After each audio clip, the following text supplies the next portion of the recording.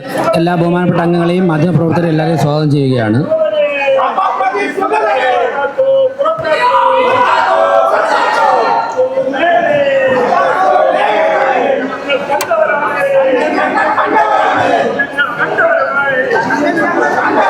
ആദ്യം അനുശോചന പ്രമേയം. മലയാളിക്ക് എന്നും ചിരിയും ചിന്തയും പകർന്ന പ്രിയ നടൻ സലിംകുമാർ ഓർമ്മയായി. അനായാസമായ അഭിനയ ശൈലിയും സ്വാഭാവിക നർമ്മഭാവനയും കൊണ്ട് വളരെ വേഗത്തിൽ ജനപ്രീതി ആർജിച്ച നടനായിരുന്നു. അദ്ദേഹത്തിന്റെ ഓർമ്മകൾക്ക് മുമ്പിൽ അനുശോചനം രേഖപ്പെടുത്തുന്നു. മുൻ മന്ത്രി ടി.യു. കുരുവിള, കോഴിക്കോട് മുൻ മേയർ ടി.പി. ദാസൻ, ഭാരതത്തിന്റെ ഷൂട്ടിംഗ് ഇതിഹാസവും പ്രമുഖ കോച്ചുമായ ജസ്പാൽ റാണ, കവിയും നിരൂപകനുമായ പത്മശ്രീ പി. നാരായണക്കുറുപ്പ്, പ്രശസ്ത തമിഴ് ചലച്ചിത്ര സംവിധായകനും നടനുമായ പി. ഭാരതിരാജ, പ്രമുഖ ചലച്ചിത്ര സംവിധായകനും നടനും തിരക്കഥാകൃത്തുമായ ഭാഗ്യരാജ്, നഗരസഭ സെക്യൂരിറ്റി ജീവനക്കാരനായിരുന്ന മനോജ്, വെനസ്വേല ഭൂകമ്പത്തിൽ മരണമടഞ്ഞവർ, പ്രകൃതി ദുരന്തങ്ങൾ മരണമടഞ്ഞവർ, കൂടാതെ ഇക്കാലയളവിൽ നമ്മെ വിട്ടുപിരിഞ്ഞ രാഷ്ട്രീയ, സാമൂഹ്യ, സാംസ്കാരിക രംഗങ്ങളിലെ വ്യക്തിത്വങ്ങൾ എന്നിവർക്കും ഈ സഭ അനുശോചനം രേഖപ്പെടുത്തുന്നു. ഒരു മിനിറ്റ് നമുക്ക് ആദർശസൂചകമായി എഴുന്നേറ്റ്. നമ്മുടെ ഇന്നത്തെ കൗൺസിൽ യോഗം തുടങ്ങുന്നതിന് മുൻപ് സംസ്ഥാന സർക്കാരിന്റെ ഒരു വികസന പദ്ധതികളുടെ നിലപാടുമായി ബന്ധപ്പെട്ട ഒരു 30 സെക്കൻഡുള്ള ഒരു വീഡിയോ ഒന്ന് കണ്ടതിന് ശേഷം നമുക്ക് കൗൺസിൽ നടപടികളിൽ തുടങ്ങാം. അംഗങ്ങളൊക്കെ തന്നെ ചർച്ചയിൽ പങ്കെടുത്ത് അഭിപ്രായം പറയാം.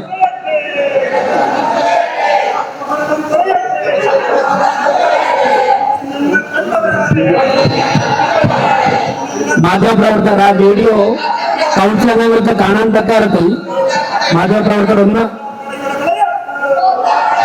ഒന്ന് സൈഡിലോട്ട് കൊടുക്കണം. മാധ്യമപ്രവർത്തകർ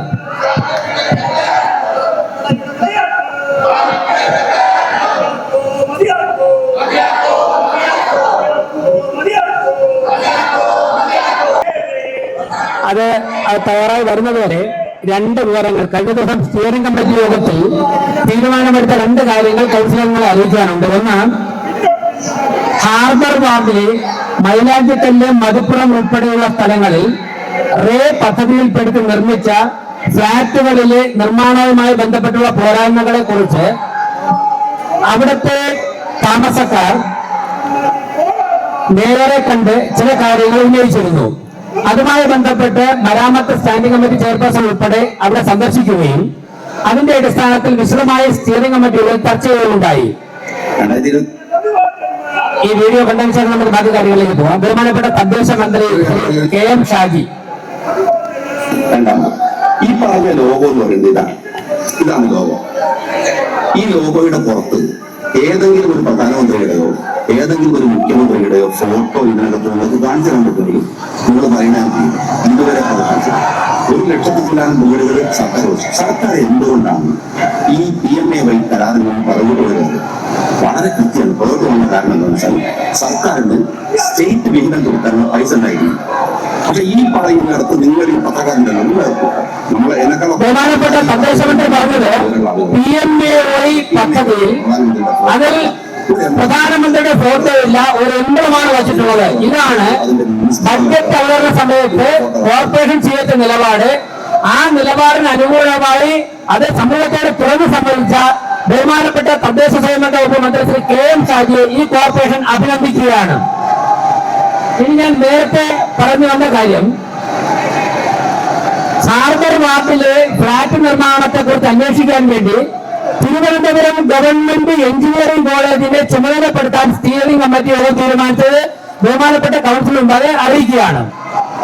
അതോടൊപ്പം തന്നെ സ്മാർട്ട് സിറ്റിയുമായി ബന്ധപ്പെട്ട് നടന്ന പ്രവർത്തനങ്ങളെ കുറിച്ച് വളരെ വിശദമായി ചർച്ച ചെയ്തപ്പോഴേക്കും അതിൽ നിരവധി അപാകതകൾ ഉള്ളതായിട്ട് കോർപ്പറേഷൻ ഭരണസമിതിക്ക് ബോധ്യപ്പെട്ടതിന്റെ അടിസ്ഥാനത്തിൽ എത്രയും പെട്ടെന്ന് തന്നെ ചീഫ് സെക്രട്ടറിയോട് സ്മാർട്ട് സിറ്റിയുടെ യോഗം വിളിച്ചു ചേർക്കണമെന്ന് ആവശ്യപ്പെടുവാനും ആ യോഗത്തിൽ സ്മാർട്ട് സിറ്റിയുടെ തുടക്കം മുതൽ ഇതുവരെ നടന്ന പ്രവർത്തനങ്ങളെ കുറിച്ച് ഫോറൻസിക് ഓഡിറ്റിന് വിധേയമാക്കുവാനും തീരുമാനിച്ചിരിക്കുന്ന വിവരം ബഹുമാനപ്പെട്ട കൗൺസിൽ മുമ്പാകെ അറിയിക്കുകയാണ്.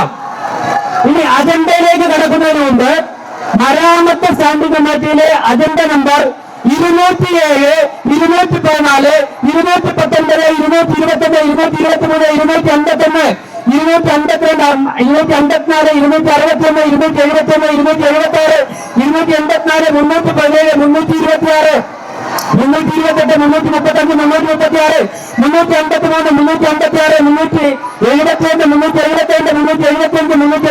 420, 421, 427, 435, 436, 456, 475, 475, 497 എന്നീ അജണ്ടകൾ മാറ്റിവെച്ചിരിക്കുന്ന വിവരം അറിയിക്കുകയാണ്.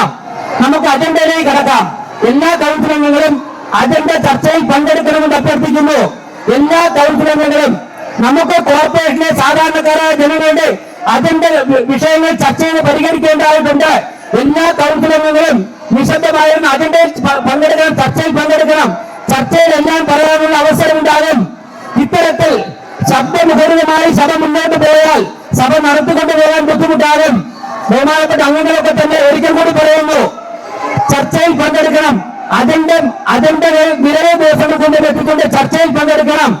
അവസാനമായി ഒരിക്കൽ കൂടി പറയുന്നു, ബഹുമാനപ്പെട്ട അംഗങ്ങളൊക്കെ തന്നെ ചർച്ചയിൽ പങ്കെടുക്കണം. ഈ കൗൺസിൽ ഉണ്ടാകെ തന്നിട്ടുള്ള എല്ലാ അജണ്ടകളും പാസ്സായത് പ്രഖ്യാപിക്കേണ്ട കൗൺസിലുകൾ അവസാനിച്ചിരിക്കുന്നു. പിരിച്ചുവിട്ടുള്ള നന്ദി, നമസ്കാരം.